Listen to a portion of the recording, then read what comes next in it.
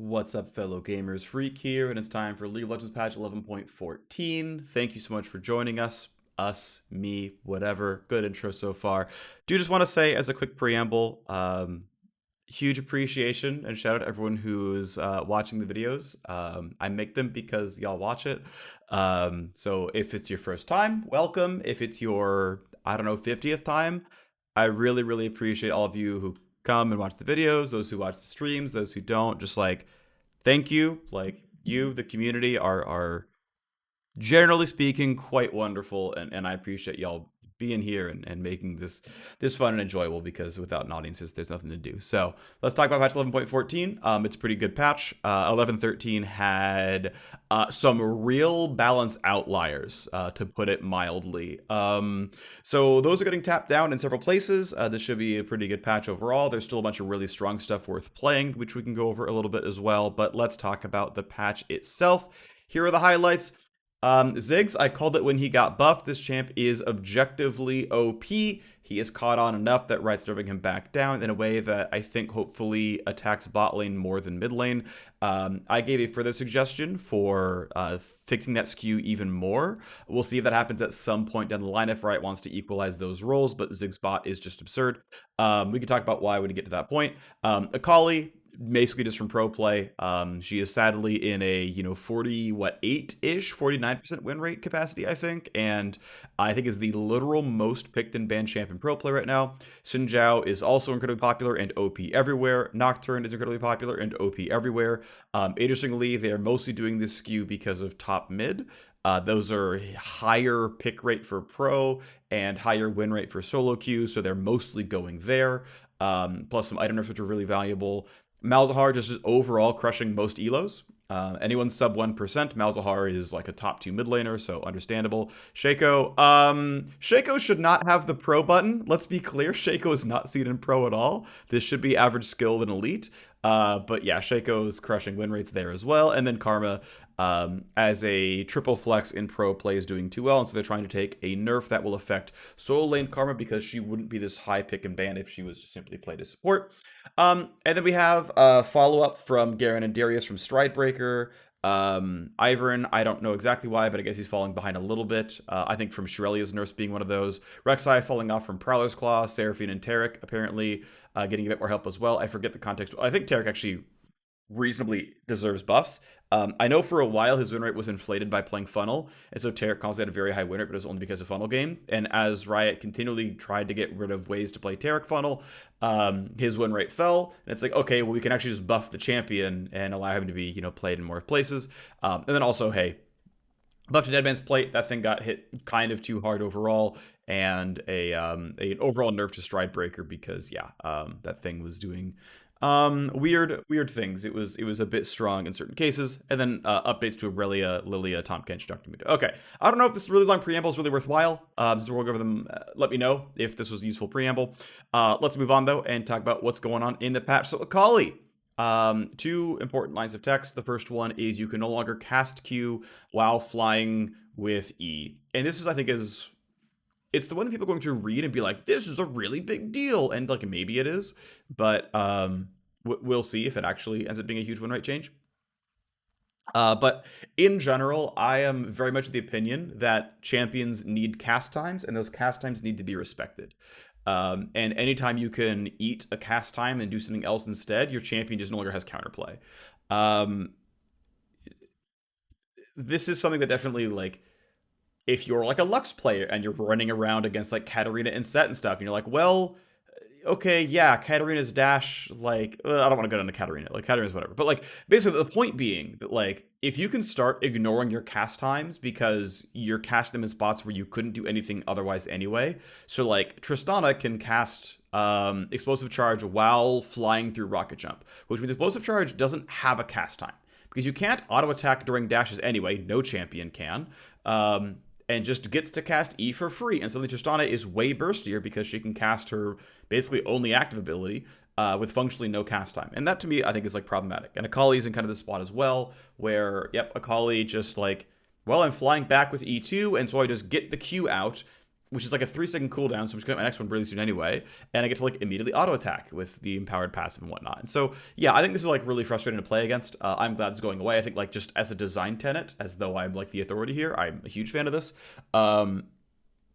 And I mean, this should obviously be a win rate drop. It is one less thing Akali can do. 15 flat damage on the R. I actually talked with the designers about this. They are very confident that early game is elite and pro skewed. So I want to do another sideline here real quick as we're 5 minutes in. We've done one balance change so far. So there's a really cool website called League of Graphs. And one thing that they have tracked is they have surrender rates. Not only by elo, but by server. Now, there's an interesting conflation here, which we'll talk about in a moment. Basically, what it comes down to is for 89% of players, I want to say about 89% of players, the rate of surrender is between like 21 and 23%. Like it's functionally flat. So between bronze, which is the 90th percentile and up, or the 10th percentile and up, and diamond, you're between like 20.8 and like 23% surrender. It's kind of concave, but like if you're looking at 1 or 2%, I just consider that variance. That might not actually be true, but like it's not big enough to matter like that much. It's between 2%. Okay. As soon as you hit masters, you're at 25. You hit GM, you're at like 35, and you hit like challenger, you're at like 40%. So 40% of challenger games end in surrender. Now this does not necessarily mean that the game is at FF at 15 or whatever, right? It could be you get aced in front of Baron at 40 minutes, and so you surrender. Like, obviously, that can be a possibility, sure. But I'm going to take it to mean, and I think it's probably true, that, like, hey, look, if your game's ending in surrender, it's ending prematurely. Yeah, your odds of winning were maybe like 1 or 2 or 10 or 15 or 20%. I mean, 80-20 is still like a really tough game. Like you're really far behind if it's 80-20. But like if you surrender every 80-20 instead of playing it out, well, not only are there a bunch of games you could have won because you would have won 20% of every 5 surrenders, you would have won one of those games. Just like objectively, that's true. You're just like throwing away victories. But it also means those games are ending prematurely, right? They're ending when early game champions got their early game leads, or early power spiking champions got their early power spike leads, and then people didn't bother to play out the 10% of games where they would have won anyway. Now, this is not to say like XE people are stupid, whatever. You're in control of your own hands, do what you want. The point I'm then using this to illustrate, and I'm basically assuming A means B means C means D, is like, well, this means that early game, and I'm going to take early game to mean anything that takes effect by 15 minutes. So this means the first 2 items that you buy, levels 1 through 11, but like never item 3, never rank 3 of the ultimate, like never the last ability you max, like, it's early laning through 15 minutes, which is like usually about level 11 for a solo laner, and less than that for an AD carry and a jungler.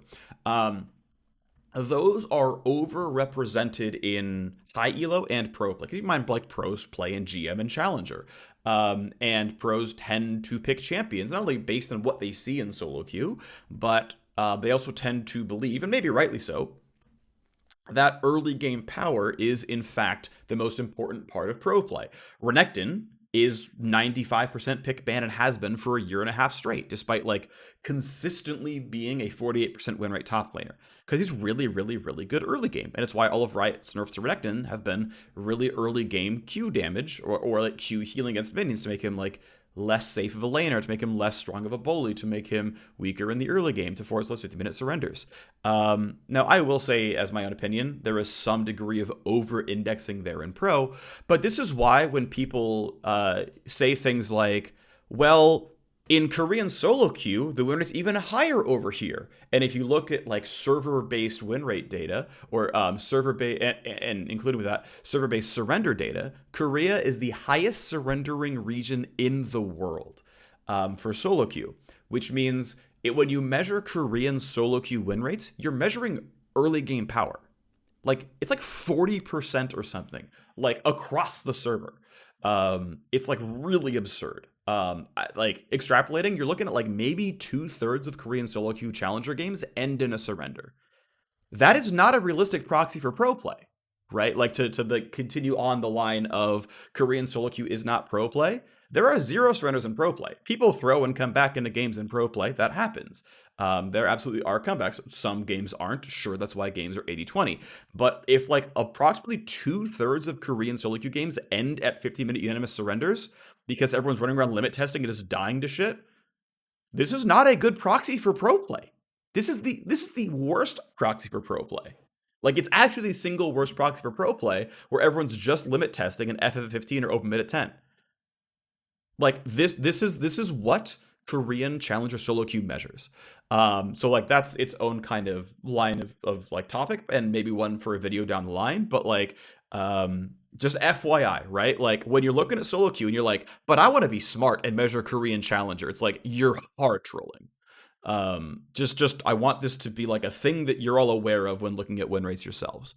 Anyway, let's move on to the point, which is to say, look, early game, which is to say levels 1 through 11 for a solo laner, um, are overrepresented, and I'm gonna say with like an asterisk or with air quotes because it might be appropriately represented, but like more than in other elos, it is overrepresented in high elo and in pro play. So guess what? Now that we're on to the second line of changes, Akali's R damage is down by a flat 15, which is early game skewed, because as we can see, that is a 20% damage cut level 6 through 10, a 10% damage cut levels 11 through 15, and only a 7% damage cut, not counting all the bonus AP that you're going to buy, so it's even less than this at this point in time. But yeah, if you're level 6 all in, your ultimate does 20% less damage, which is 45 less damage in, maximum execute scenarios. It's like, oh, that's actually a pretty big deal. Basically, if you don't know, Akali R deals up to triple damage based on champion missing health, which means, yes, this ability really could do 225 damage at a rank 1 ultimate, not even counting the first half of the R. So yeah, this is going to work pretty well. One thing that's actually nice that I'm noticing the designers are doing, because I'm in some of their Slack channels, is they are increasingly more keen to do reverts as balance changes, because they can look at the old patch and say, hey, when we made this change, it meant Akali like gained 1% win rate in Diamond 2 Plus and 0.5% win rate in Sub Plat. And it's like, oh, well, if you want to do a nerf that's going to affect Diamond or High Diamond more than it's going to affect Gold, then we can revert that exact change or go farther along those lines. And yeah, this the evidence continues to point to early game being that skew. All right, champion number 2, Darius. Now, Darius is not a complete trash can, but he is slightly weak. So obviously he was like pretty much objectively overpowered with Stridebreaker, with the old dashing Stridebreaker. Now he is objectively slightly underpowered with the new one. Stridebreaker, by the way, is the wrong pickup now. You should be going for... It's looking like Trinity Force is kind of the key purchase because it has move speed on it, and move speed's really good. And he likes Sheen proc because of how his W works and whatnot. But here we go. He's getting 10 to 25 extra bonus AD through his passive, and he's getting 2 to 4 seconds off of Apprehend's cooldown. Unlike we were doing decimals in the scaler, but kind of whatever. So here's Darius's total AD before and after the change, even though 10 is smaller than 25. His AD grows by so much that it's still a smaller buff in the late game. So, okay, if you get, in those 5-stack Darius passive scenarios in the early game, yeah, it's 12% more attack damage. That's pretty meaningful. That's going to mean quite a bit. As far as the Apprehend cooldown, it's, I believe, still maxed second, and so you're getting the meat of your upgrades, through here, through level 13. Basically, we get 22% off the cooldown. But yeah, this will be pretty meaningful, right? No longer has the dash, but now has a lot more opportunities to try to throw out the Apprehend and catch something. That's usually pretty solid. Should feel pretty good. Okay, great. Next up is Dr. Mundo follow-up. So Dr. Mundo appears to be doing slightly too well in top lane and not well enough in the jungle. So it's a set of changes that are trying to probably tamper top lane a little bit, but directly buff jungle. So, okay. Level 1 attack speed is up by, 0.05 attacks per second. This is not, by the way, his attack speed ratio. This is his functional level 1 attack speed. So he kind of has like another, the numbers are in the spreadsheet, like 10% bonus attack speed at level 1. Okay, sure. Health regen on the passive now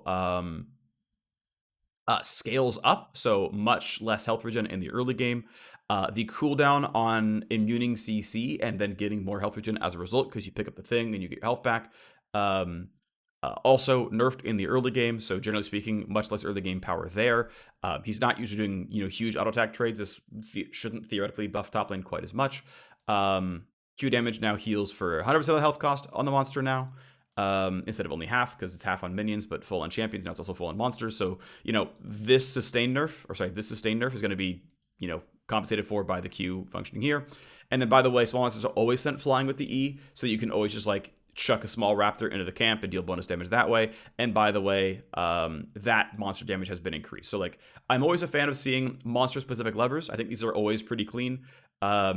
By and large, I'm a pretty big fan of just a line of text hidden behind the shift key that says, hey, by the way, it does this to monsters. I think it's totally reasonable. So cool stuff there. So let's look at what the changes mean on a numbers level. So here's Muda's attack speed before and after. It's 7% more attack speed at level 1, scaling down to 5% by level 18. Does have pretty good attack speed, right? More than 1 per second in the end game, which is pretty solid. So he's a decent attacker overall. But again, this is not his actual attack speed ratio. I forget exactly what it is. Oh, it's 0.65. Okay, so it's the normal 0.65, but he has a bunch of bonus level 1 attack speed. Fair enough. This should be a pretty big deal, obviously, right? This obviously matters to monsters. This matters to monsters. This is going to nerf top lane. Okay, cool. Next up is Garen. Now, Garen did do... I think he's still pretty reasonable. I don't think he specifically needed buffs, but I think it's, Riot's prerogative to, give some power when it's well, he doesn't absolutely have to be stronger, but he got weakened in the patch and he was fine at the old one, right? So let's get him back there. There's room for funner buffs, basically. So 2 buffs to Garen. One being Decisive Strike has more flat movement speed. Keep in mind, Q has a rank up incentive of the duration of the move speed.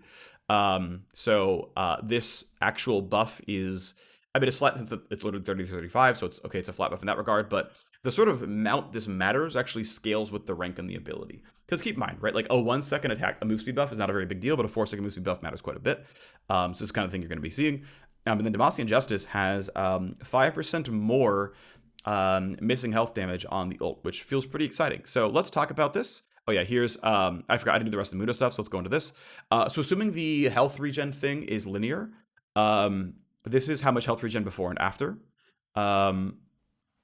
This is also making assumptions on the cooldown scaler, by the way. I'm assuming it's kind of like this, but pretty substantially slower for most of the game. But here's Mudo's health regen before and after. Again, assuming 1% max health to 2% is completely linear, it's actually a pretty meaningful health regen drop. He already has pretty decent base health regen. I think it's 8 or so per 5, which is totally reasonable for a melee champion in most cases. So he's still quite sustaining, but a 30 to 25% drop for the first few levels is a pretty meaningful drop in health regen. So this should be felt quite a bit for top lane. Anyway, here's Garen. So I decided for funsies I was going to do slows and hastes differently and instead pretend that they're dashes in a way. And so what this is how much distance, how much total distance do you gain over the course of the haste? So for example, and I basically just said, okay, if you're your champion with level 1 boots, this is your base move speed, just as putting numbers on a board. And okay, if you run 30% faster for 1 second, you're going to get 110 extra distance. If you're 35% faster for 1 second, you get 128 extra distance. So worth keeping in mind, right? Level 1 Q gives you 125 extra range. So that's not a lot, right? You've already got to be about 250 range away to close that gap with rank 1 Q. It's pretty short, right? You're not getting a lot of speed. But if you're, looking at max rank, if you're level 13, it's oh, wow, this is actually pretty meaningful, right? It would close 400, which means Garen Q would close the distance of Flash pretty much, right? And now it's slightly beyond what Flash gives. And I think most champion Qs tend to give a bit of bonus range, so it's even a little bit beyond that. But okay, it's kind of worth noting, how much movement does this really give me? It's well, it gives him less than 1 tumble or, about 2 tumbles by rank 5. I think that's I think an interesting way of putting the numbers down. So I'm gonna start doing this a bit more. And you can kind of just vaguely keep the numbers in your head that okay, we're looking in the 1 to 500 range for a lot of move speed buffs. Good to know. And then I went and did a bunch of testing and math to figure out R's damage. So here's how this works for our execute threshold, okay? So one thing to point in mind, Demacian Justice does true damage, it does percent missing health damage, and it does flat damage on top of that. The flat damage comes after the missing health damage. If you hit a full health target, you do 150. You do 0 for missing health damage, then you do 150 flat true damage. 100% that is how it works. So it does not feed into itself. Um, I think that's actually a good thing because it makes the tooltips have bigger numbers because it's mathematically equivalent in kind of you just pick different numbers and it can be equivalent, so you get bigger numbers in the tooltip. I think that's always the right way to do it. Okay, so basically what this means is I took Garen, I believe, as our example champion. I said, okay, if we're playing a Garen mirror and who never buys any health, whatever, how much health do they have to have on the health bar for the ult to kill them? And that was at level 6, they have to have 30% of their health remaining, and you will kill them at 30% health remaining. That's pretty good, by the way, killing them at 1/3 roughly. Now, of course, when you go to level 10, as they get more health, the 150 does less heavy lifting, and they have to be at 27%. They have to be at basically 1/4. With the 5% missing health buff, basically it all goes up by 2 to 3% of their health, because that's how math works. And okay, we can execute them at 1/3. By the way, yeah, a rank 1 Garen ult at level 6 kills them at 1/3 health. That is very, very, very good. We look at level 11, rank 2 of the ultimate. It kills them at 40%. That is really, really good. You look at level 16, that's 44%. Yes, of course, you could build out a calculator. What is their health really? But let's be clear about this one. Rank 3 Garen ult almost kills from half health. Half. Half health. That is absurd. I don't know if you didn't know this. Now you do. Rank 3 Gyarados going to kill from almost half health. Now, again, this is using a no bonus health Garen as our example target, I believe. I mean, it's like roughly that. Champions don't have that much health difference across the board. This is very different when you're against, champions like Darius and Lee Sin, who are building gore drinkers and other health items, then it's like, okay, yeah, that gets a bit tougher. Their health keeps growing and growing and growing, so the like 350 flat tree damage is not quite as good, but like you're still looking at like a 40% ish world, which is really, really, really good for the ultimate. So just by the way, here are the numbers. Commit them to memory to some degree. Pretty good.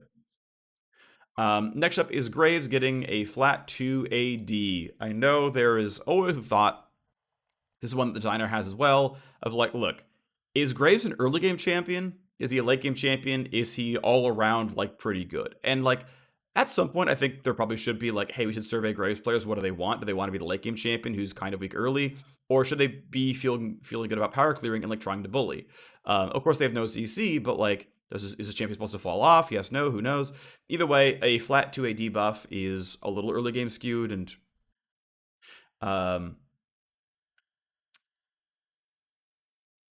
still matters throughout time though. Like 2 AD is never going to like completely fall off or whatever, but in the way that like the Akali are being 15 more damage or less damage, it's early game skewed. This is as well. So Graves back towards more early game bullying. Here's his total AD. It's 3 to 1.4%.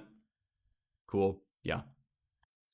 Next up is Illoai. Illoai gets a new buff. It's, hey, why don't you have some more movement speed? Ultimately, the Divine Center buffs that came in were not quite enough to feel amazing. And that was the read initially when the Divine Center got buffed. So allowing room for future buffs, gets to move on, and hey, have some move speed, which is nice because, I mean, realistically, she is so like one note. It's like, okay, I land the E, I can be offensive. Otherwise, I'm playing defensive, and if you attack me, I hit you back, and that's all she kind of gets to do. So it gets to be a bit more proactive. That's cool stuff. Let Illoai get a bit more well-rounded. Cool beans. Next up is Irelia. So Irelia is another one where, look, she is overbearing functionally in high elo and pro play. Is really kind of untouchable for most players. Like, she's too difficult for most people to enjoy the champion, at least be successful in the champion. Like, I'm still not a fan of how Riven can only be played by Riven mains, and you just like, if you like Riven, too bad. 100 games or don't play it. So I'm usually going to be a huge fan of Riot making changes that like flatten this out a little bit. They get to do the same exact stuff of, okay, let's do some pro play skew stuff, right? Let's nerf MR to try to get her out of mid lane so that she's more just a top laner, and that helps because flex picking is always a pro problem. Much less so in solo queue. The standard high elo skew of nerf early stats, buff late stats. Again, I think that's a big win. I'm a huge fan of that one. And then, okay, there's a bit of Like, let's make this champion a little bit easier to stack up and play. So max stacks of 4. The total attack speed at level 13 is gonna be the same. I mean, it's better at stack 1, 2, 3, and 4, and then at old stack 5, it's now identical. But a bit nerfed in the early game, sure. The total bonus damage on hit is just straight up weaker. It's 5 less damage, but the AD ratio is 5% higher. So 100 bonus AD, which is 2 items, you're back. Blade Surge, very, very slightly slower, but the bonus damage to minions is much more generous. Okay, so let's recount. Worse early game, worse in mid, better late game. Worse early game, better late game. Slightly slower, better at killing minions. Okay. Damage reduction on the W instead of being flat physical. Worse early game, better late game, but also some better all the time with magic damage. Damage, by the way, increased here by 50%.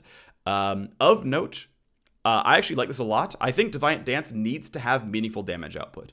And the reason why is because it is not an interesting tool when you're just tapping it for a passive stack and then just dashing onto them. It is an interesting tool when you're holding it to block damage and then charge up a really big strike and like kind of choose when you're gonna like get the big burst of damage and you have like the skill shot dodging gameplay. Like that to me is actually much more interesting instead of just like, well, I tap for a passive stack. And it's like, well, that's troll. So I'm a huge fan of W being actually worth channeling. The damage going up by 45 per rank is actually pretty good damage rank up. Keep in mind it has a total AD ratio on it, so the base damage is not really 30. The base damage is actually like 100. So going from 100 to 145 is maybe less meaningful than you might think, but or that it might look like on paper, but I mean still a pretty meaningful damage increase. Missile travel time is I think in most cases slowed. So it can't be really, really fast if it's a short range EE2. I'm not 100% certain on that, but that's what I believe to be true. And then you can't cast the E-stun while stunned, which I think is also a good thing. I think that's totally reasonable, so that's a good change. And then, here's another flat buff. Your R lowers your base cooldown on Q. Pretty meaningfully so, by the way. So, okay. This looks like a lot of buffs. The question is, does the early game nerf, does the MR nerf, does that mean more? Does the lower attack speed in the early game and lower damage in the early game, does that mean more? Does lower dash speed mean more? Does the slightly less physical damage reduction in the early game mean more? Does the slightly slower stun mean more? Right? There are nerfs here. Like, don't get it twisted. There are nerfs here. But like, the EWL stun, etc. But like, hey, I get more Qs. The Qs do more damage to minions. I get more attack speed faster in the late game. My passive does more damage in the late game. I have more health in the late game and functionally durability. I clear minions better. My W does more damage. My W docks more damage. Right? Like, there are things taken away and things added. And if you're like, oh, this is a nerf to Irelia or this is a buff to Irelia, by reading tooltips, nah, that ain't you. You're just, you can make a guess and you can flip a coin and maybe you're right, but no.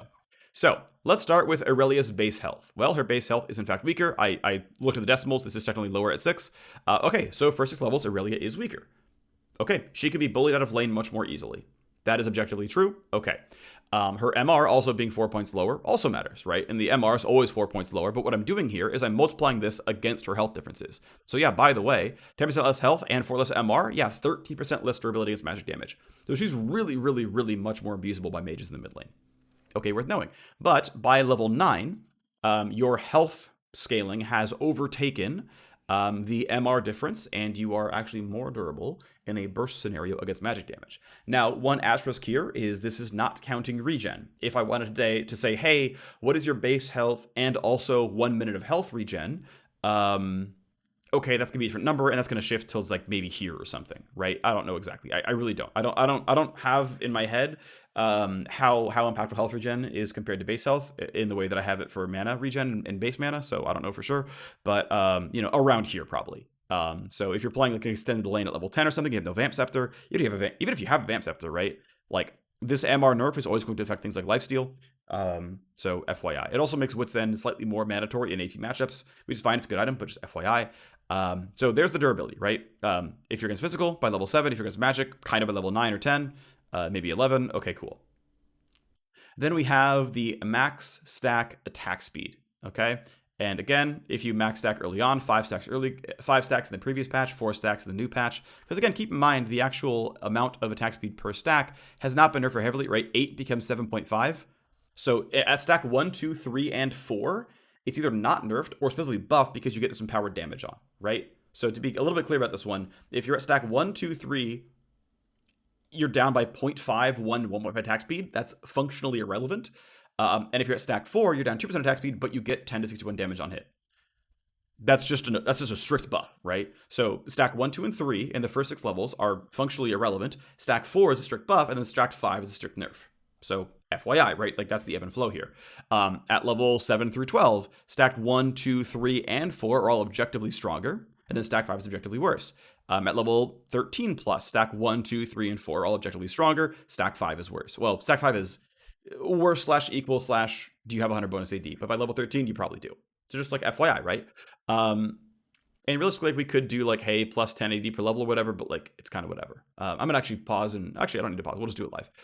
So plus 0.2, right? Okay, so we're gonna do plus 2.5 times level. This is basically saying I'm gonna gain 10 AD per character level. And then plus 3 per levels. This is somehow 10 AD per character level, which is again probably too high, but like, oh yeah, by the way, if you are at this much, right? If you do have 130 bonus AD at level 13, which I don't know, feels reasonable to have. That's like 2 items and like components of a third. That's reasonable. Yeah, the level 13 Irelia is objectively more powerful. Stack 1, stack 2, stack 3, and stack 4 all have more attack speed. You get the bonus AD on stack 4. The old one gets to stack 5, and you still got more damage because you have a higher AD ratio. So, yeah, this is objectively a late game buff to Irelia. Let's move on. Here is the Q minion damage, okay? So the damage, instead of going, 55 plus 0 plus 20 plus 20 plus 40 plus 40 plus 60 plus 60 plus 80, it's 12, 24, 36, 48. So basically immediately your Q damage to minions is just higher at all points in time. So okay, yeah, level 1's the same, sure, whatever, but off we go to the races. Obviously when you hit the old breakpoints, it was a little bit less good, but like, oh yeah, just like without items, level 18 Q does 424 to minions. You nearly one-shot caster without items. Now that's level 18. What champion can't one-shot casters at a realistic scenario in level 18? But like, hey, by the way, then we say, okay, what if we're in a fantasy world where we manage to max stack our passive? It's like, well, okay, technically I'm doing 5 less damage. So level 1, it's worse. Okay, level 2, it's better because I got plus 12. Level 3, it's technically worse because I'm down by like 1 or something, right? It's like 24 versus 25. And then it's like, oh no, even if you count the passive being objectively weaker without AD, which again, you're going to have like a Doran's Blade in a lot of cases, or runes at the very least. Yeah, okay, it looks better. So, okay, you even through this, sometimes a nerf, Q is always more damage. Okay, what about Defiant Dance? How good is this? Okay, well, here's the W damage, 50% higher. No one's surprised. These aren't difficult numbers. But hey, by the way, because of the really, really high total AD ratio, like this is a pretty strong channel, right? Worth noting, this is an ability you tend to max last. There is an argument to be made that W could be maxed second. I don't really expect it, but because the rank up did get better, because you're getting 70 more damage out of the ability, and from levels, yeah, there's an argument to be made that you max the ability second that gives you 70 more damage. There's a case. Right now on live, you definitely don't max W second. It's probably not the correct play, but like it's maybe the correct play. Okay, now we have the damage reduction math, okay? So assuming it's linear, which it appears to be, here is the amount of damage taken by Irelia against physical damage before and after. Levels 1 through 5, it is a weaker defensive tool. Level 6 plus, it is a stronger defensive tool. Oh look, more late game Irelia buffs. Okay, against magic damage, well, it's pretty obvious, but yeah, you're taking substantially less damage. Now, worth noting that going from 0 to 40% DR is less good than going from 50 to 80% DR. This is still more in late game scenarios. Like where's the break even? Here? Yeah, so it's technically a better anti-magic tool than before. This is a weird comparison. It's more buffed against magic than it is against physical for the first 11 levels, and it's more buffed against physical than it is against magic in the last 5.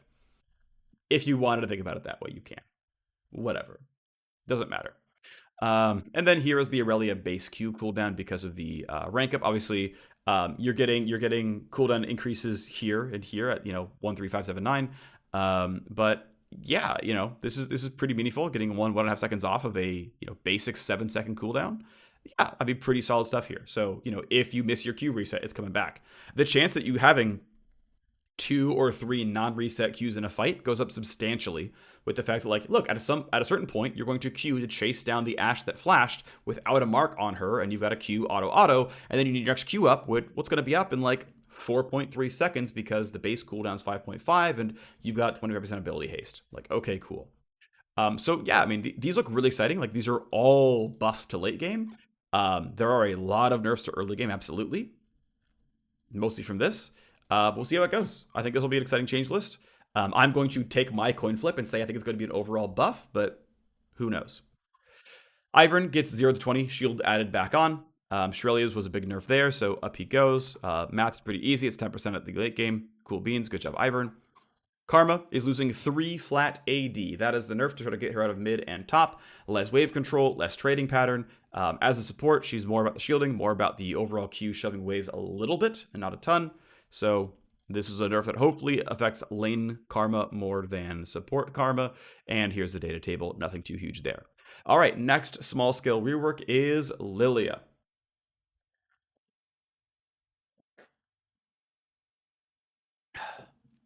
So Lillia has never, ever, ever come close to 50% win rate in solo queue.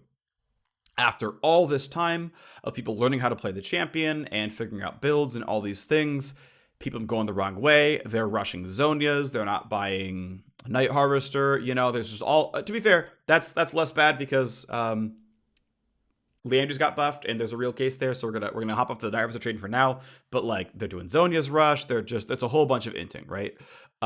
So okay, Lillia is being buffed.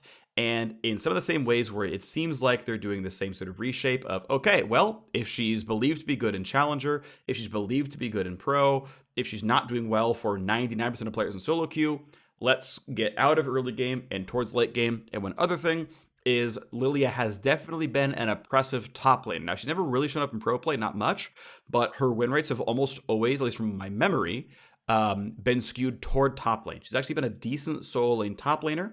And if the goal is to buff Lillia overall, they have to take something out of top lane. So health regen goes down from 9 to 7.5. Base armor, though, going up a little bit. Now, to be fair, something like flat armor, as well as like flat MR, tends to be more like throughout the game of a change. Just a little bit, but okay, more armor, less health regen. This will tend to make her less durable early on. So here we go. Yeah, her health regen is down by, even in the late game, 7%, but down 17 to 15% in the early game. 2 armor is never making that up, right? So almost no matter how much poke you're taking, the armor is not making it for your regen. So even if you are taking like Quinn poke or Jace poke and trying to suffer through top lane, you are never, ever, ever making this up just because of 2 armor. So that's fine. Okay, that's whatever, right? But just like worth noting, right? Like the math checks out that like the armor's not compensating here. All right. The passive now does more damage, 20% more damage plus a max health ratio, max health AP ratio. Capped monsters damage is unchanged. That said, obviously some monsters aren't going to hit the damage cap, so you get the full damage buff here. Quick math here, by the way, right? If I have 1000 AP, I get 15% more damage. Okay, well, 50% max health, that is a lot. Okay, so if I have, 400 AP, I get another 6% max health damage. 400 AP to double a percent health damage ratio is unheard of. Like, Elise's ratios are nowhere near this generous. At least, like, in terms of doubling what the thing deals. What this basically means is, like, you can kind of think about how much damage they're really doing, whatever. Like, keep in mind, like, a very late game champion has, like, 2,000 health, right? That is 120 damage over like 4 seconds, by the way. Like, keep in mind, like this damage is over 4 seconds. So even though it's like, oh my gosh, 6% max health, that's like a lot. It's like, well, yeah, so I have 400 AP and it gave me another 120 damage. So that's like a 0.3 AP ratio. That's not a good AP ratio, like in general. Now, to be fair, you can, apply this 0.3 AP ratio every 4 seconds forever, which is like pretty short of like a sort of cooldown. But like this is still not really that absurd of a damage scaler. Like it's not bad, right? But this is not a ton of damage. Again, 2,000 health is like every level 18 champion before they buy any HP, which like of course some buy HP, but even that, if I'm like really trolling on math, right? 2,220, 20 times 6 is 120. This thing is 100. This got buffed and it is 120 damage to level 18 Ashe. Who cares? Every ability in the game does more than 120 damage to level 18 Ashe with your level 18 yourself. So like this is really a very small number. This is not a lot of damage. So the idea of like, oh, it's Lillia, she's like the max, she's like the percent health. It's like, no, this damage is garbage. This is 5% over like what, 4 seconds? 6% over 4 seconds? This is not a lot of damage. So like don't let this like really skew you. Now again, yeah, okay, you're gonna have 400 AP at 4 items, and now it's 12% max health. And so now finally at a level 18, situation, your passive finally does a respectable 240 to Ashe. It's a real ability finally. Cool. So okay, so Lilia's passive actually exists now. Is kind of what this tells me. Just like by the way, right? Let's be clear. Yes, again, the cooldown is only 4 seconds because you can reapply it and you can feel good about yourself, but like it's not that good. Okay, Lillia, however, also heals, and she heals against champions, and she heals against large monsters over the duration of the burn, but can only heal off 1 monster at a time. So once again, we can consider what would 1,000 AP be, and that is this 60?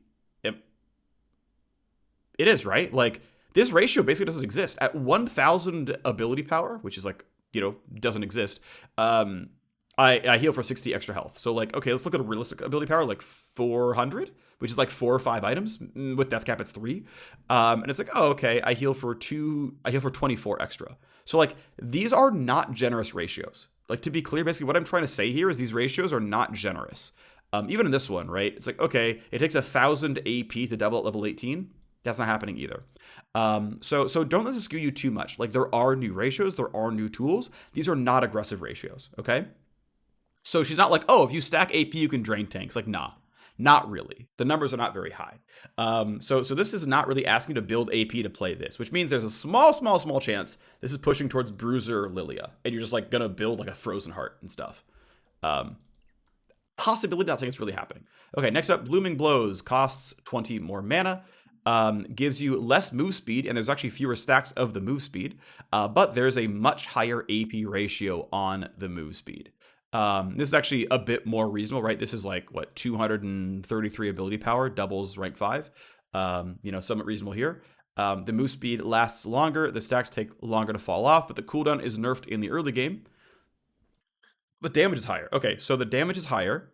It gives you regen. The move speed's lower. It costs more, but the cooldown is longer. Okay, so what does this mean for me? We're looking at Lillia Q. Well, here's the move speed at max stacks, okay? At max stacks, I was getting 35 to 55% move speed. Now I'm getting 12 to 28% move speed. That is obviously a lot worse. In terms of total... So I know this is not the same way I did Garrett, where I said, hey, let's look at the total movement gained. This is just, what is my move speed before and after, and I move 83% as fast. I think realistically, long term, I should probably do both of these anytime we do movement speed stuff. But for now, whatever. We're going back and forth. YOLO, whatever. Obviously, again, it's, a third as good in the early game and about half as good late game. This is before you get ability power. And just kind of note, I think it's kind of interesting that, because this is sort of flat -4 at all points, and this is a flat 2% higher at all points, this is kind of going to be about the same number each time. So you're looking at about 325 to 400 ability power. To ever buff this thing. Now, again, worth pointing out that once you are max rank of the ability, right, we're looking at 5 stacks here and 4 stacks here. So well before you hit 350 ability power, you're better at 1 stack, you're better at 2 stacks, you're better at 3 stacks, you're better at 4 stacks, and then, oh, okay, in the old version, I would have gotten 5 stacks and then caught up. Because the duration is longer, the fall off is slower, like, there's some real stuff here. The mana cost being higher, by the way, is more of a top lane nerf. I want to say, by the way, Lillia has far too high of mana growth. I would have rather seen Lilia's mana growth go down as a top lane nerf than just making Q more expensive, but, whatever. All right, watch out, Eep does 0. So we got 5 more flat damage on the Q. We got 1% more max health damage in the Q. Let's actually look at that real quick. So here is Lilia's Q damage. And this is counting the burn, by the way. This is taking basically an average generic champion, looking at their health, and it's like, hey, by the way, if I land Q and my entire passive, here's the damage before and after. Yeah, by the way, Lilia's damage, not very high. I land my Q and the entire passive burn, 191. New one, 217. Okay. Now, she was meant to be a slow burn champion, right? She's meant to be kind of bruisery, very kitey, get in and out, kite skill shots, take a long time to kill. Like, she's not meant to be bursty. Sure enough. Here's the Q damage. If it's, of course, capped versus monsters, it's flat 5. Here you go. So, yes, indeed, 7% more damage in the early game. But if it's not capped against monsters, it's like up to 18% more damage. There's a middle ground here in the real world where it's like, well, the large raptor, doesn't have that much health. The small wolves don't have that much health. I'm not capped against them. So I'm somewhere between doing 7% more damage from the flat Q and 20% more damage from the burn. But what am I at really? I don't know. Right. So it's like, okay, yeah, I mean, that's what it comes down to, right? Like, as things gain more health, it trends towards 20%. But if things were already capped, they don't go anywhere and they just use this part of the graph. So somewhere between these numbers, right? Okay. Watch out, Eep does 0 to 20 more damage. Swirl Seed has a much longer cooldown, but a much more potent slow, and also more damage. So hey, look, it's another trend of look at these sort of late game Lillia buffs, right? By rank 5, the cooldown is the same. The stacks fall off slower, the duration's higher, the base damage is higher. With okay-ish AP ratios, by the end of the game, it's going to be faster. W does more damage at rank 5. E does more damage at rank 5. But hey, even before then, though, E is better early game. So let's look at E. Well, let's look at W first. Here's W damage. Here you go, before and after. This is just for note. This is the AP ratio to buff, or the AP to double. Sorry, not to buff, because it's always buffed, right? And the ratio didn't change. So, sorry, the ratio went up as well, by the way. I'm sorry, my brain's scatterbrained here. So 0 to 20 more damage and a 0.05 higher AP ratio. So 233 to 433 became 200 to 430. Okay, just this is within like the normal realm of AP ratios, by the way. This is like pretty normal. It's like a little weak, but not horrible. I think they could have actually gone to 0.4 here realistically. But it's like if it was 0.4, right, it would be 375, which to me is like very reasonable mage AP ratios. So I think realistically, Lillia could do with better AP ratios in a lot of these cases, but whatever. All right. So yeah, W, bit more damage, slightly better AP ratios, cool stuff. Here is, so here's the other way around, right? Here is how much movement Lillia E denies before and after. You used to deny 300 or 260 movement speed, and then eventually you'd rank it up, it would deny a lot more. But now the slow is a lot more aggressive. It's a nice, clean, crisp 420. And that is a lot more movement denied, right? Like, if you land E and they flash, they have not, they've made up for the slow and that's it. Like, just kind of worth noting how strong that slow is, which also is going to interact very directly with this, because now Lilting Lullaby does not provide a very good slow. Oh yeah, and here's the damage real quick, by the way. Again, you're going to be ranking it last almost certainly. The fact that the slow has been flattened means even though this is now a stronger rank up, there is no way you are going to try to be maxing E second. Like, you have even less incentive to max his ability, so don't go for it. Okay. But now the R is different, right? The AP ratio is higher. Okay, cool. The CC is down by 0.5 seconds at all points in time, and the slow no longer ramps up over the drowsy. Not only does it not ramp up, but the base slow is absolutely garbage. Okay, so what does this mean? Well, here is the old movement denied, and it wasn't a ton, right? To be clear, like, obviously you CC'd them for 2 seconds afterwards, and that was really meaningful, but like, it was never as good as the E slow in and of itself. So also worth noting, like, if you just like E into R, that's kind of the only slow you kind of got anyway. I guess you'd hit this E slow and it would like ramp up and be a little bit more. But now it's like, no, we just land this and then bam. So like ER is functionally unchanged for the first half. Like, that's worth noting, right? Like this is a nerf on paper. And there are going to be situations where, like, I'm Lillia, I flash Q 10-man sleep, and then TSM goes 0-6. But there are going to be other situations where you land Swirl Seed and then hit R, and that's going to be unchanged on this part of the chart. Because you're going to have this, because slows, by the way, in League of Legends, if you didn't know, slows do not stack. It only ever takes the single strongest slow and uses that slow. When that slow falls off, they take the next slow. So E plus R was, it stacked in the sense that you'd hit rank 1 Swirl Seed, and then this would start to ramp up because it did that, and then you have more slow. Here, you just have the 40% outright, which means this is here, and you can almost ignore this text. In the, let's say, 70% of cases, 70% of cases where you just like E into R. Obviously, the cooldown being longer matters, don't get me wrong, but like, hey. Okay, so less of a CC bot, more of a damage champion. Okay. And yeah, the CC is obviously down, so okay, meaningful stuff there. I will say, I am generally speaking myself not a fan of CC duration scaling. I don't know if Riot could have really found a good spot for Lilting Lullaby to feel fair at like 2 seconds at every rank. But the idea of like, especially in something like Lilting Lullaby, right, where it's like, oh yeah, I want to hit them as late as possible because I don't want to wake them up and let them retreat. I want to let my team group up. Yeah, not only do you like not intrinsically know Lilia's durations because you're not the one playing Lily, you're running around playing Ari mid or Misfortune AD carry or whatever. Yeah, not only do you not only do you have to memorize Lilia's ult CC duration, you have to memorize three different values and look up her level while doing so. This is like the learnability of MOBAs is I think one of the biggest difficulties of MOBAs. Because I mean at this point, right, we have 150 like five champions, and they all have five abilities, right? QWER on a passive. And there's also active items. Like there are literally 1,000 different spell effects in the game almost, right? Like that's tough. That's really, really, really tough, and it's one of the good things about the account level system and the free to play rotation and like Smurf queue and stuff. Because when you're just running the game, here's 10 champions. This is the only thing you're gonna run to for the entire week. It's like, okay, maybe it's 20 now. I forget. Whatever, right? Like back in my day, it was 10. Maybe it's still 10. I don't know. But it's like, oh, okay, there's a very small pool of champions. Like even if League wasn't a free to play game, there's like a lot of value in what you get out of an unlocking like system where it's like, no, when you're learning the game, there are only 10 characters. Unless someone else like monetize about the collector's edition or whatever, which like can happen. But even then, like those are like older, simpler champions in a lot of cases. And in general, Smurf Q will often do a pretty good job like getting people away from you, right? So, like that's a really, really good thing for people learning a MOBA. Like I think it's super, super, super beneficial.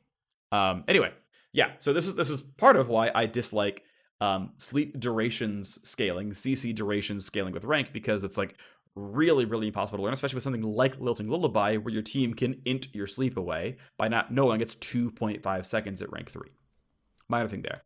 Ultimately, what does this mean for the change list? Well, objectively stronger late game in almost all cases except the ult duration.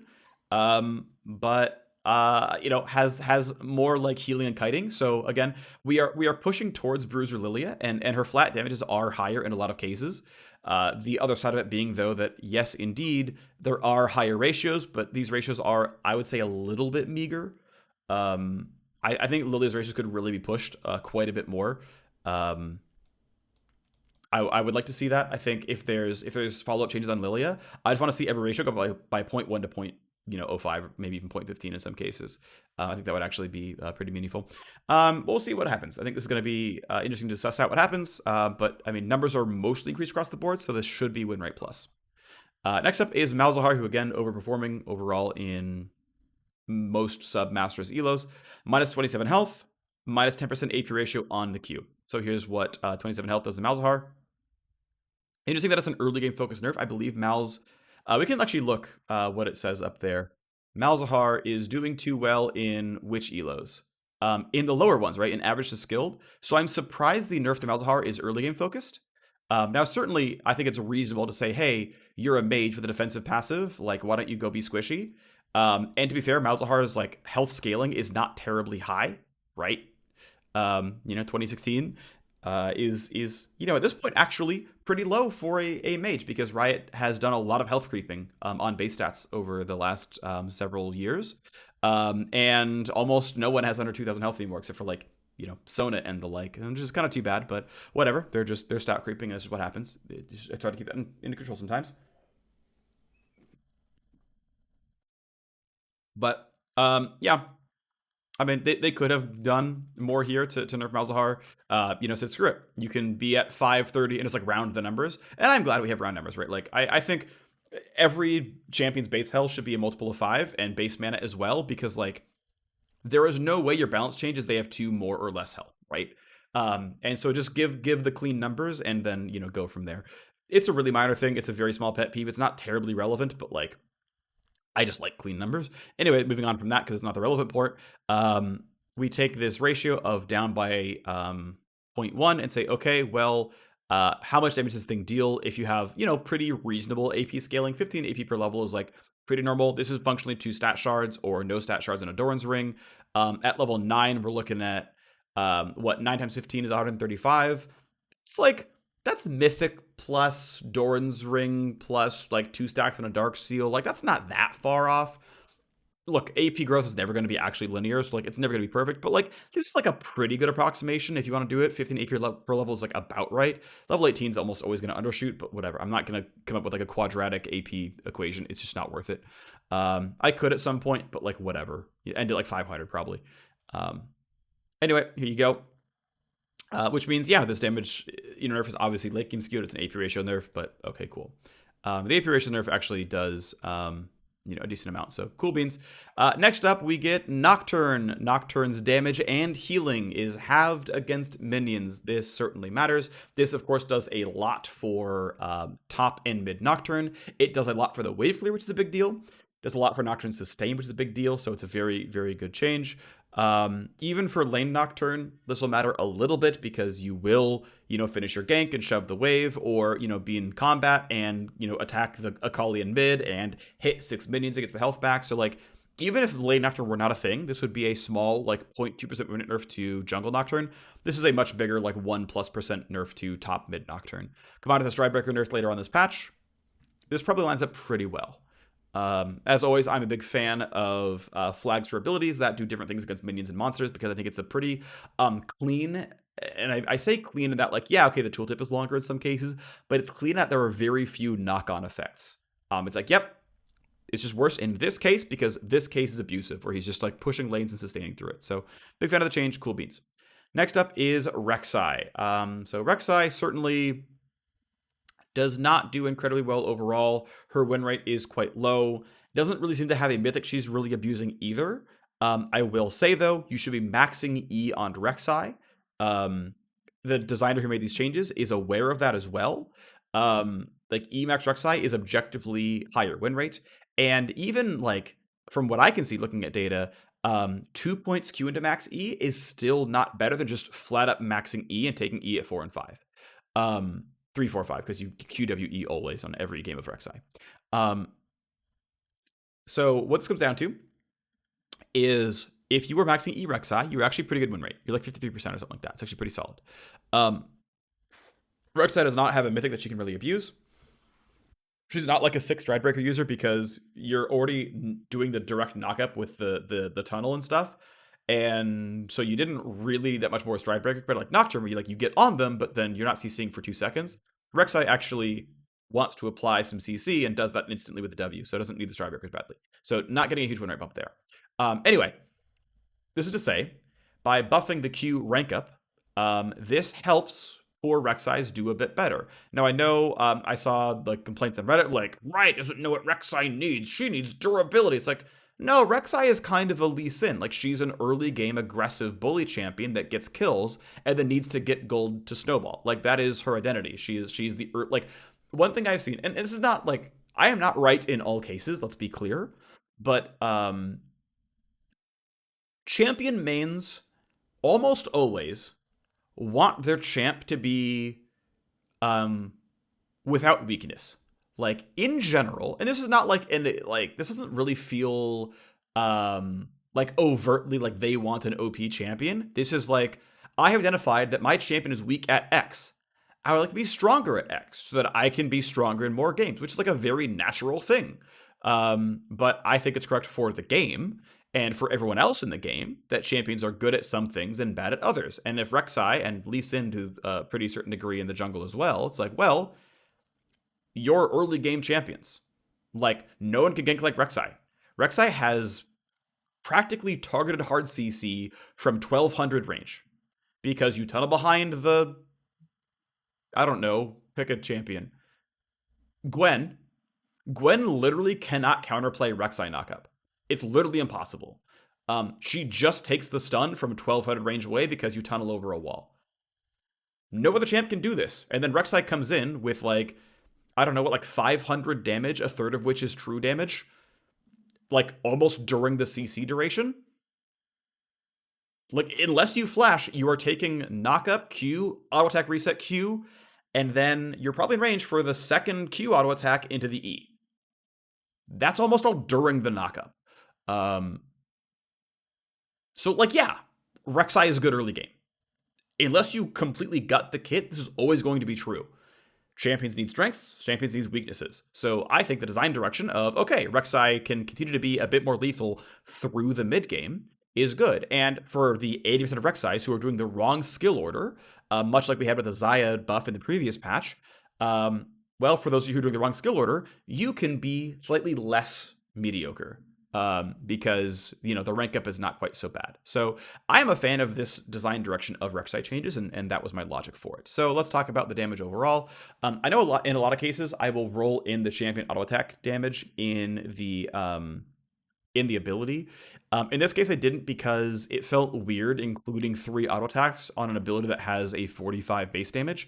So I just want to point out though, right? Like the actual additive damage you get out of Q is not a ton, right? It was 15 per level. Now it's 18 per level.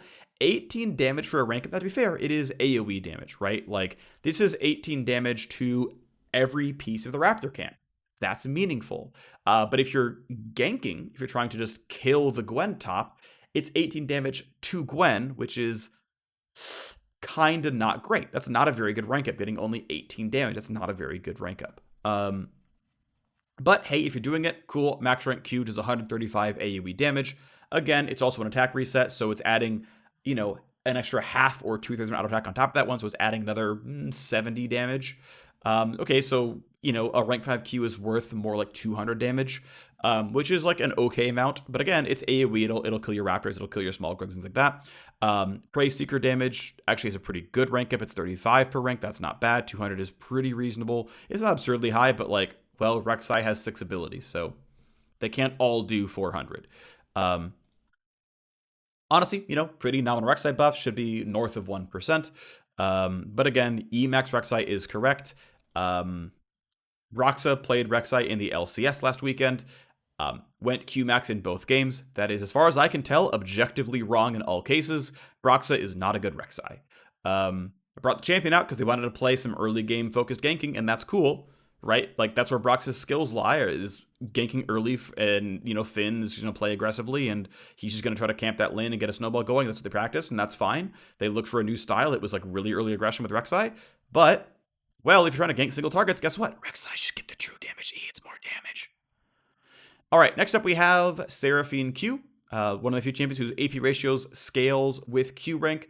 Seraphine has a lot of interesting under-the-hood design stuff going on, which I don't mind at all, actually. I know I have like my weird finicky design ideas that like don't matter, but I like to talk about them. I don't mind scaling AP ratios with rank up because it's not the kind of thing you need to think about, realistically. I care a lot about mindshare and things being obvious to players. That's mostly what I care about. Seraphine has very, very, very aggressive AP ratios on her damage abilities. This is why she's like, they are trying to make her a she is meant to be a mage who does support somewhat. Like, I'm a mage, I can shield my teammates. All right. So when Janna walks over and shields me, I can heal the squad, but like, I have a missing health damage Q. I have a self haste. When I'm near teammates, I deal more damage than auto attack. When I press E, it stuns and roots people. Yeah, I want to be a team fighter. I'm not a split pusher. I'm not one-shotting people like I'm Syndra. I'm a team fighting mage. And sometimes, yeah, I haste and shield my team. That is one of my abilities on an 18-second cooldown. My R is damage and stun. Like, my R is long range Syndra E. Yeah, okay, it bounces through my allies, but like, she is a mage first who wants to team fight. So, fan of the really aggressive AP ratios on the Q. I know I've talked a little bit about consistency before, and like, oh, hey, what are the AP ratios on things, whatever. So, by the way, here's Seraphine Q damage with the same kind of AP scalar that we had on Malzahar. And again, this is before it deals, like 40% bonus damage based on missing health. I think it's 40%. This is like a pretty decent amount of damage. Obviously, level 9 is 203. It's not a ton, right? But again, it can be double cast. It can do 40% more damage, which means it would be doing 280, which is a great amount of damage. And this is with AP on top, so it's still not that high, let's be clear, but like, it's okay. She's not a one note wonder. Decent damage though. Overall, I think Seraphine is actually quite good. As I talked about consistency, here's the AP ratio, the amount of AP she needs to double damage the ability. This is an incredibly aggressive AP ratio. under 200 damage to double the damage of the ability is absurd. That is really, really, really, really high. This is why, by the way, I am a big proponent of Liandry Seraphine, not Moonstone Seraphine. And I'm a fan of Legendary Seraphine, by the way, regardless of enemy team comp, because the ability haste mythic passive is why I care. Because Seraphine really, really, really wants to get the extra rounds of abilities out, right? She wants her second W. She wants the double casts. And because she's, going to survive for a while because her ranges are pretty long, and she's going to be supporting teams, she has a shield, like, she's going to be one of the last ones to die. You're going to try to stay alive for a really long time. And keep in mind things like her passive damage, like the high notes, like that's a lot of damage, and you get them by casting more abilities. She has like a really good ability haste, like hit hook. And again, the reason I like Liandry's instead of Moonstone Renewer is the really, really good AP ratios on her damage abilities. This is a very good damage ratio. Again, 60%, 65% is a good ratio. And again, it can be increased by 40%. It could be double cast. She can deal a lot of damage. And so I know we have Ziggs nerfs somewhere down the line in this patch, but Seraphine is getting buffed. Seraphine bot as an AP mage is very, very, very, very, very, very good. So I said it with the Ziggs patch rundown, where I didn't think any pro team was going to play Ziggs bot, but Ziggs bot is absurdly strong. I want to see Huhi play Seraphine bot with FBI playing support Senna, and they're going to crush people. This is going to be very, very good. Seraphine bot is really, really strong with Liandry's as a key farmer. She's very good. Play this champion. Next up is Shaco. Interestingly, the same designer made the Shaco change as the Malzahar change and the same change of minus 27 health. Shaco is doing too well in every elo, not played in pro, but doing too well in every elo. I think right now he is the third best ban in North America. If you play North America like Plat plus solo queue, it is Nocturne, then Xin then Shaco. They are the three most important bans in League of Legends, at least for NA. The pick rates are pretty similar around the world, so that might be true for other places too. But they're OP and high win rate, and Xin I believe, isn't getting nerfed, which is an XD. That's okay. I just ban him every game, so it doesn't really affect me very much. It doesn't change my bans. But Shaco losing 27 health and losing 5 move speed. So here's Shaco's health. Down somewhat meaningfully. Still pretty solid health. He's a melee champion. I think he's okay to have, solid health overall. But the biggest change, I think, is going to be the 5 move speed. Him running away, him getting ganks off, him getting between camps. But he doesn't really need his health total that much. He doesn't take much damage while clearing camps because he uses boxes and whatnot. Obviously, the ability to one-shot the Shaco can be there. Like, health is always going to be relevant. Just Shaco is in the line of fire less than most other champions, so is one of the champions that can kind of get away with this a bit more than others. We'll see if the 5 move speed does a lot for him. Should lose some win rate, of course, but yeah, Shaco definitely a very strong performer.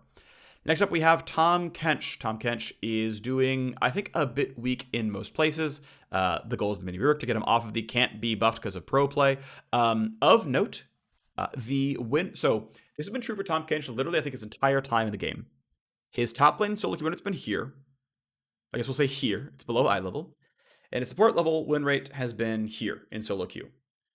This difference did not move when the rework came out. The win rate delta did not change. The top support skew did not change.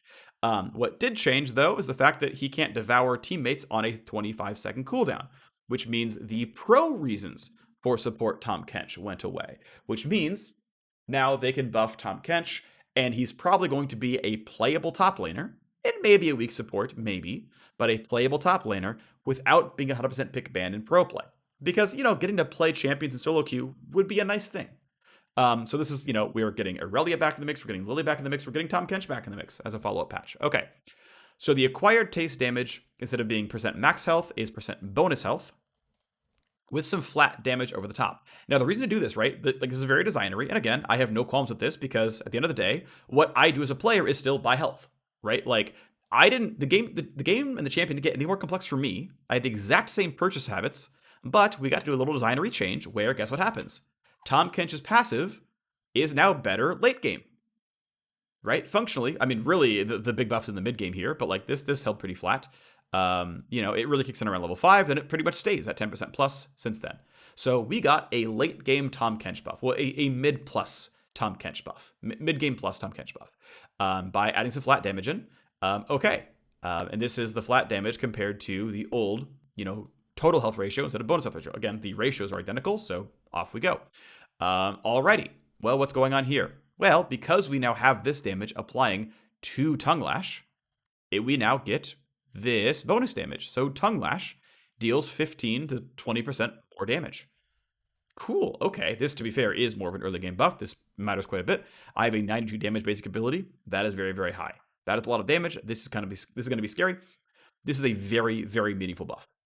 This is a moderate buff. This is a very big buff. Abyssal Dive's cooldown didn't scale with ability haste, whoops, but now the refund is much more aggressive. I believe the refund works on monsters. I could be wrong. If it does work on monsters, then this is a very, very big buff to Jungle Tahm Kench, where maybe it's up for every single camp now. You don't have to walk between camps anymore. That can matter a lot. If it doesn't work on monsters, then it's no change. But if it does, this is a big Jungle Kench buff. Some early game buffs to the shield. Basically, this is going to affect support Tahm Kench more, of course. The Ally Devour Self Slow down by 10-5-0. Again, more of a support buff. Fixed a bug where he could devour an enemy without full stacks if he queued it. Okay, whoops. Okay, that's going to be a nerf, obviously. Oh yeah, we have more Q stuff to talk about, though. The Tahm Kench Tongue Lash heal has been nerfed pretty heavily. Well, hang on, right? The missing health portion got dropped, but the flat heal went up quite a bit. All right, what does that mean? Well, here is, if you had half health, how much health are you healing? Well, for the first 14 levels of the game, it's now a buff. If you are at half, and obviously if you're at any higher, duh, it is a substantial buff. Okay, wow, cool. For the first 14 levels, that's quite a while. That's a pretty big buff. Okay, understood. Eventually, yeah, okay, I have to be below half health. This would be better, but this line of text is definitively a buff to Tahm Kench. Most games don't go to level 15, and even those that do, you get to reap the rewards of all that stuff before. So overall, a buff to Tahm Kench. Okay, what's this? Well, how much health do I need to be missing for this number to be the same? Notice it doesn't matter what my max health is, because you can just care what the missing health is and just, do the math. Well, if I'm missing 750 health, rank 1 of the ability is identical. Okay, well, if I'm dead 1.3x my health bar, it's equivalent. Got it. So for the first 2 ranks of the ability, functionally, this is always better. It truly can't be a nerf for the first ranks of the ability. At rank 3, technically if I'm at 3%, okay, right at rank 5 at level 9, if I'm at about a quarter, okay? So basically, now we're at the point where, okay, look, if you're missing 900 health or more, it's a nerf. Which, at level 9 is still being at 1/4 health, but yeah, okay, really, really late in the game. If I'm above half, we're starting to get there. And of course, Tahm Kench is going to buy health, right? So, when he buys his Sunfire Aegis, when he buys, his Sterix Gauge or whatever he's going to actually buy, yeah, okay, it's easier to miss 900 health and be at 75% or something. Sure, his late game tankiness in that regard kind of goes down. But for a very, very large portion of the game, you are healing for far more. For every point in the game, your Q deals more damage. For virtually all points of the game, your auto attacks deal more damage. Your Devour simply has higher shielding. It slows you for less. Here is the shield difference. Again, matters a fair bit there. Movement denied, right? How much distance did I lose? Much less harsh, but, obviously it was still there. Yeah, you can carry your opponent away, but hey, they're going to catch up to you by a flash. Which you grab someone and then spit them out back there. You're creating distance there as well. Okay, whatever. But yeah, the slows is severe. Okay, sure. Fair enough.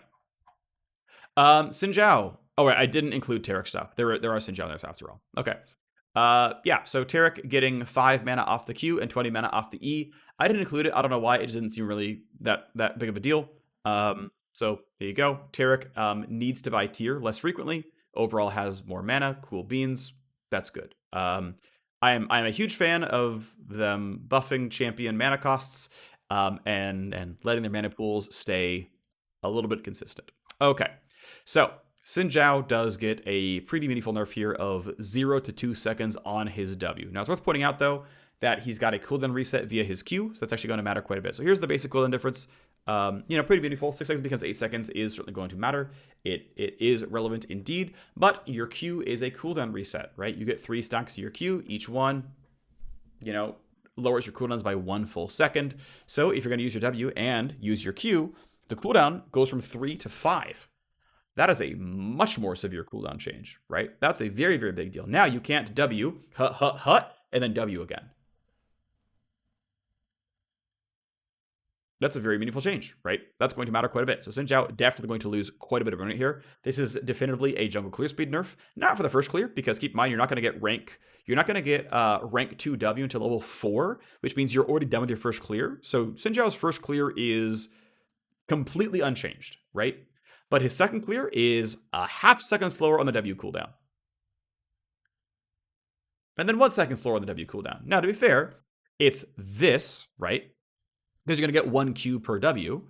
But yeah, you know, it matters some. It does. It's going to affect it. This will be win rate drop, but this is not going to affect his first few levels. That's all I'm going to say. Alrighty. Next up, we do in fact have a Ziggs nerf. 480 mana becomes 420, a flat 60 mana decrease. Ziggs, by the way, has very, very, very low mana growth. It's like 23.5. It's really, really bad. Which is part of why it's why I suggested that change. Like, not this change, but if they want to balance out Ziggs bot versus mid, is to buff Ziggs mana growth and maybe even further lower his level 1 mana, because he's not rewarded for leveling up.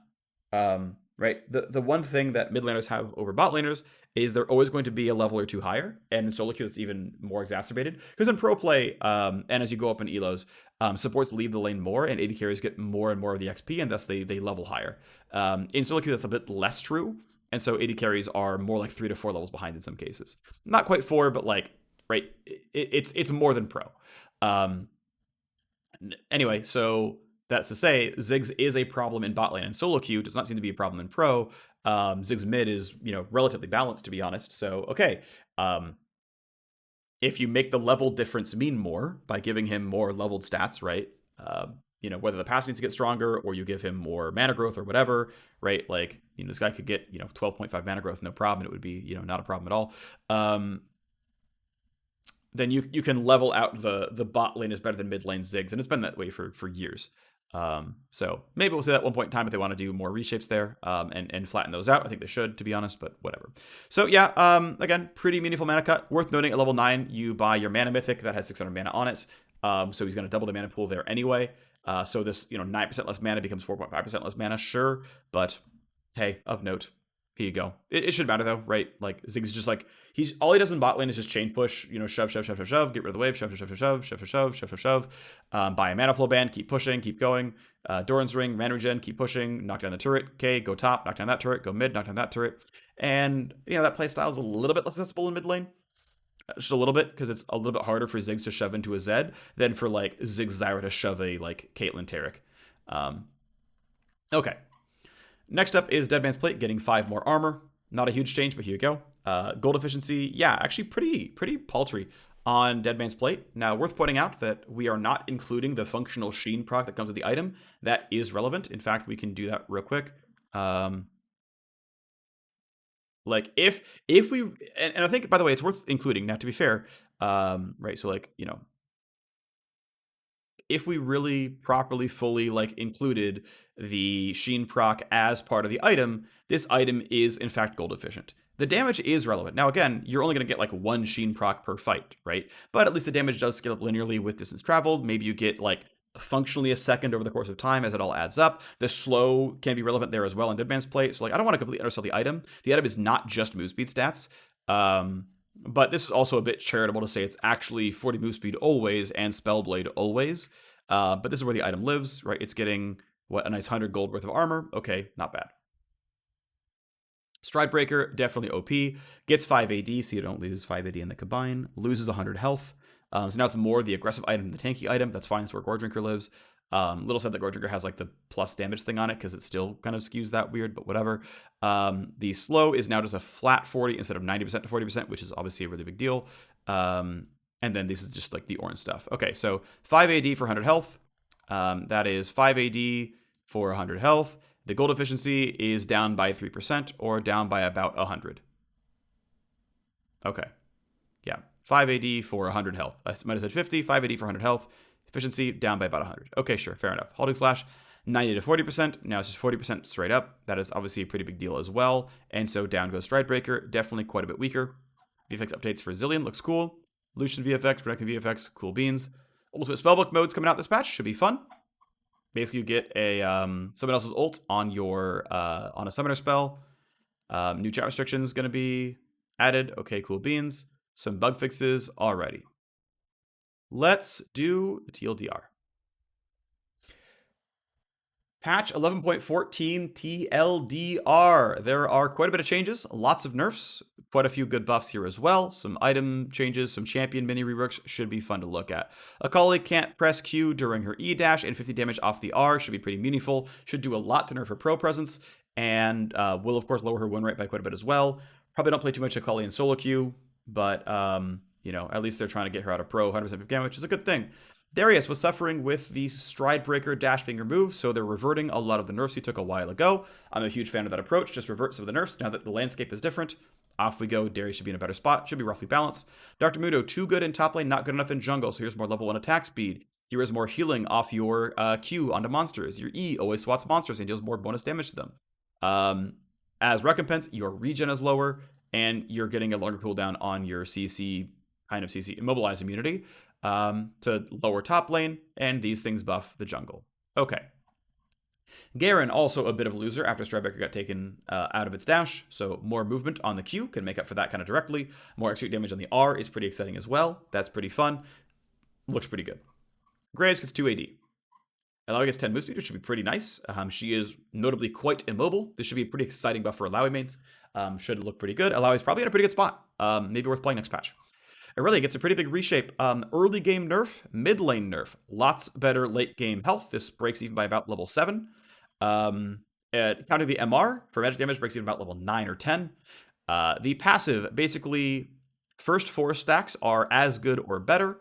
There is no 5th stack where it would be stronger. It takes 100 bonus AD to make this a buff for this line of text, which is going to be at your second item. Blade Surge is very, very slightly slower. That's fine, whatever.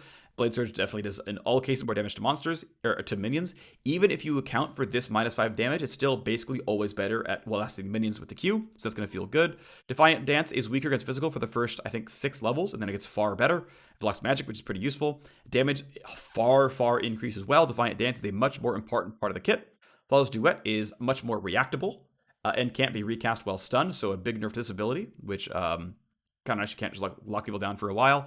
And your ult rank up now gives a flat cooldown reduction on the R before ability haste, which should be pretty meaningful as well. So you're getting more Qs. The Qs do more to knock down minions. Your passive is better in the late game. It's about as good in the early game. Your stats better in the late game, weaker in the early game. Late game Irelia buffs is a fun champion. The Q coming back from cooldown, if you miss the reset, either because you'd like chase and kill a champion, or you miss the reset on a minion, should be less punishing as well. So the baseline of Irelia going up slightly, but more bullyable in the early game. Ivern gets 20 shield at rank 5, okay. Karma loses 3 AD, try to push her out of top and mid so she can't fight back against whoever is easily. That feels good. Lillia gets a pretty big reshape to push her a little bit out of top lane and make her more of a late game champion and less of a CC bot. So health regen is down flat. Armor is up flat. This doesn't compensate for the health regen. She is definitely going to be less sustainy in just like sitting in top lane taking poke. Compensate though, she gets more sustain from hitting champions and large monsters in the jungle, which is going to compensate for that, no problem. Her burn damage is up by 20%. It also gets an AP ratio. Don't be confused though. This is not a lot of damage. It can add up over the course of a very, very long fight, but it's not a ton of damage overall. So even though the ratio is actually quite generous, it's still a pretty small part of her damage output.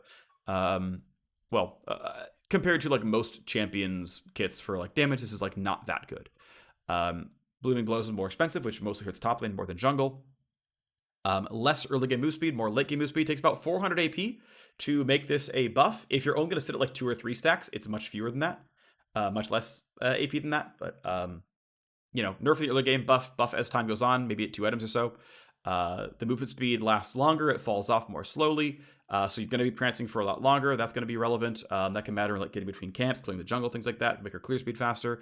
Longer Q cooldown can certainly matter, but base damage up by 5, including this, is a small damage buff of maybe around like 15% against champions in most cases, which is actually not too bad. W damage increased plus the AP ratio increased is going to be late game W damage. E damage increase is not going to mean that much because it's only from levels 14 plus. The slow being flattened means you are still going to max this last for sure. And even though the Lilting Lullaby has a weaker drowsy slow.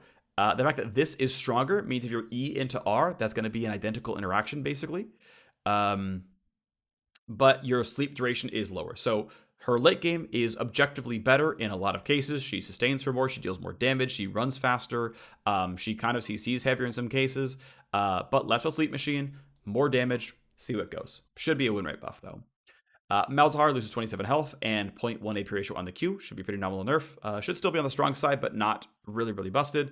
Nocturne Lane, his passive deals half to minions. Pretty good change. Just minions, not monsters, not champions.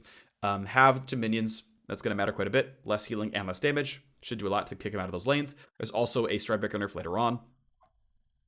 Rek'Sai gets a slightly bigger rank of incentive. It's now plus 18 damage per rank instead of plus 15 damage per rank. That is not a lot. That is not terribly powerful. Yeah, it's just not that. You should max E on Rek'Sai, but for those who still max U on Rek'Sai, it's less bad.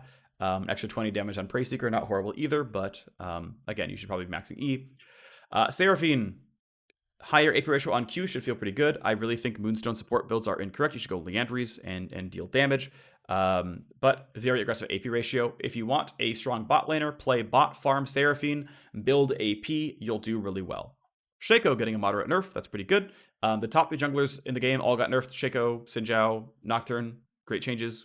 27 health, 5 move speed, pretty solid hit. Tahm Kench getting some pretty much strict buffs. An acquired taste. This is a buff from levels 5 and up. It also now applies to Tongue Lash, which is a buff from level 1 and onwards. The math on Tongue Lash is basically this is a buff at most health totals at most levels. Very, very end game with a lot of items. It gets weaker at most health totals, but for the most part, you should consider this a buff, especially in the early game. Abyssal Dive's cooldown refund scales with ability haste properly. That's good. If this affects monsters, and I don't remember if it does, this is a jungle clear speed buff as well. That's going to be a big deal for getting through the camps faster. Devour better in the early game, and just for the supportive aspects. So these are more support Tahm Kench focused buffs. Taric gets 5 mana cost off the Q and 20 mana cost off the E. That feels pretty good. Xin Zhao gets 0 to 2 seconds off of his W. Keep in mind that in most real applications, he's also using his Q for the 3-second cooldown decrease. So it's kind of more like 3 seconds becomes 5, which is a much bigger nerf on paper than this looks. This should still matter quite a bit. Xin Zhao should lose quite a bit of win rate. Should take him off the top spot in pro play. Should take him off one of the top spots in solo queue as well. Ziggs bot, definitely an overperforming bot laner. 60 flat mana should do a bit more to affect bot lane Ziggs than mid lane Ziggs. So should drop him down a peg a little bit. Dead Man's Plate gets 5 armor, which is 100 gold worth of stats, which isn't too bad. Should put it in a pretty good spot. Stridebreaker gets 5 AD but 100 less health, which is about 100 gold less gold efficient. Obviously, again, still overtuned in a lot of cases. The Halting Slash slow is now a flat 40 for 3 seconds. I want to point out, this is still a stronger slow than the old Stridebreaker. So if you want to compare this Stridebreaker to the one from a month ago, it has objectively way more stats. The slow is not only longer, but doesn't decay. But of course, losing the dash is certainly very, very relevant. It's gonna drop it down somewhat, absolutely. This means that there's going to be some real competition between Stridebreaker and Goredrinker on Nocturne. So we'll see where it lines up and lands for everyone. But yeah, meaningful nerf. Reconsider your options for sure. Zillion, Lucian, and Renekton VFX updates. New game mode should be fun. That's it for me. Thanks for watching. I'll see you next time. Bye-bye.